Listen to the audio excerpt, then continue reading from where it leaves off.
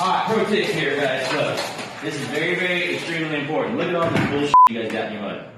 Look at all that. All that bullshit.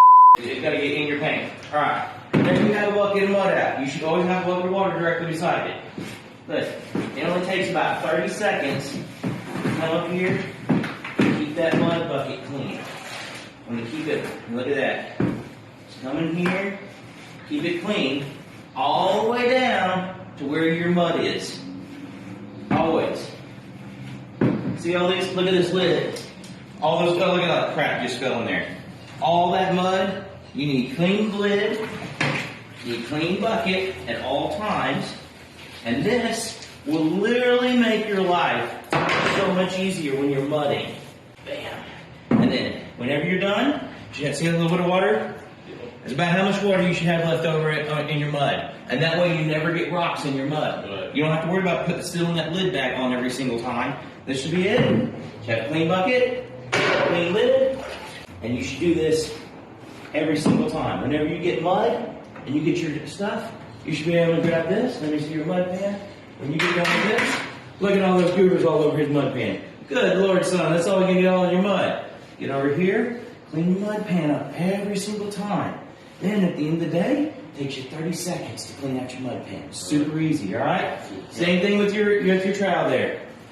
Clean it out every single time. Keep your hands clean. Because now, all those boogers, all over your hand, all that stuff, now you're going to get it all over the mud here in about 20 minutes. Then you're going to be catching your rocks. See that rock right there? See that line? Yeah, that's from rocks.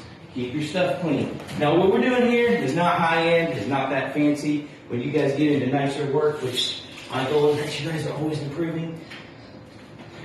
There you go, sir. If you'll do that every single time, I mean, literally will take 5 minutes to clean up your tools at the end of the day. You'll find that everything goes a whole lot smoother. You won't get rocks in your mud, and you won't be screaming and cussing at the end of the day. I love boxes because they're a lot cheaper than buckets. You can save yourself about, I think they're about $5 to $6 per bucket. So, what I like to do is keep the tools clean. See all that? There's little bitty rocks all through that mud. They try to keep it as clean as possible. But the trick is, come in here, and what I like to do is sit. Bring it out the bag. And I'll just take my finger, rip it out the bottom, and dump it out the bottom of the bag. That way, I don't get rocks in my mud. And just squeeze it out. Plus, see the top of the bag? It's still clean. If you do it the other way, at the end of the bag, you end up losing a bunch of mud there. So this is a way that you can get about 10 to 15% more out of your mud bags if you do it this way. The next step, take that trowel that we just had here, make sure it's clean, push your mud down, smooth it out. So always want to keep our surface clean.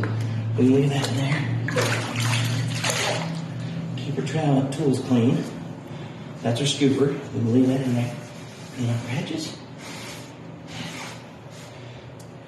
A little sprinkle water on top. The hotter it is outside, the more water you might want to put on that. Right now it's about 72 degrees. It's really nice outside, so I wouldn't mess with it too much more than that. But I just take a little sprinkle of water on top, then you're ready to go.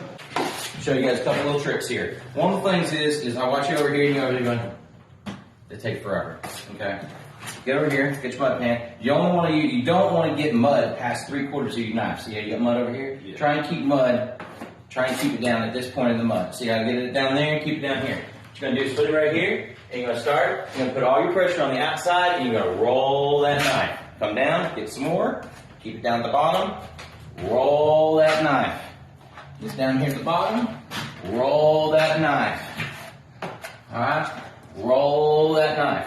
You're gonna start on whatever side you start off on, start there, and just roll that knife. And you can turn around and get a whole row done. Alright, tape. Then you come back. You can have a banjo. I never use a banjo. I'm not very good at banjos. Don't need two people. You should be able to do this all by yourself. Roll it across. Come back just a little bit to make room for your other tape because you don't want to overlap them if you can avoid it. But once again, put pressure on the outside of your knife. Should be able to do it one stroke. One stroke. Clean up your knife. Done. And let you look back here. You can see right here I got a little bubble. Fix that. You know, it's a lot easier to fix it now than later. But if it's low, I I don't care, because I'm gonna come back with another coat on this. This is gonna be a 3-coat process. I'm gonna come back with a 6-inch knife on the next one, I'll come back with a 12-inch knife. Nobody ever see this tape. Fill that hole, there's a big hole right there, just fill it full. Roll it. Tape out. Run that bad boy down that line.